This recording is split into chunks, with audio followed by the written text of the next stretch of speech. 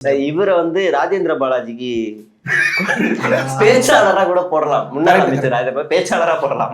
அண்ணனை பற்றி, அண்ணனின் வீரத்தை பற்றி உங்களுக்கு சாதாரணமாக தெரியாது. கர்நாடகாவிலே பிடிபட்ட போது என்ன பிட்பாக்கெட் பண்றா என்று அந்த குரல் ஒலித்த போது கூட அதுக்காக அஞ்சவில்லை.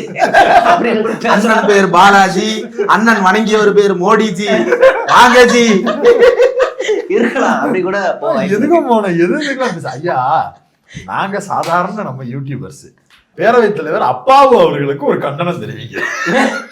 நம்ம தெரிவிக்கல, அவரு ராஜ்மோகன் வந்து பேரவைத் தலைவருக்கு கண்டனம் தெரிவிக்கிறாரு.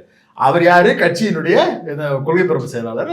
போஸ்டிங் ஒரு அறிக்கை எப்படி எழுதுவாங்க? இந்த மாதிரி சபாநாயகர் இப்படி பேசுவதும் முறையல்ல, அழகல்ல, அவர் வகிக்கும் பொறுப்புக்கு இது முறையல்ல, நீங்கள் எங்கள் குறித்து வைக்கக்கூடிய குற்றச்சாட்டுகள் அபாண்டமானது, இதை நாங்கள் சட்டப்படி எதிர்கொள்வோம், இப்படியான வார்த்தைகள். இது டெம்ப்ளேட்டே இல்ல, அப்படி சட்டம் கூட போக வேணாம், நம்மளுக்கு தெரியாது. நார்மலா இருக்கக்கூடிய ஒரு கண்டன அறிக்கை எழுதலாம்ல. பேரவை தலைவர் அவர்கள் பேரலை சிறார்கள் போல பேசிக் கொண்டிருக்கிறார் கண்டன அறிக்கை எழுதுறான். உங்களுக்கு ஃப்ரீ ப்ரமோஷன். முதல் முறையா ஒரு கட்சியினுடைய கொள்கை பரப்பு தலைவர் இங்க சேனல்ல குறிப்பிட்டு பேசியிருக்கிறார். எவ்வளவு பெரிய விஷயம்.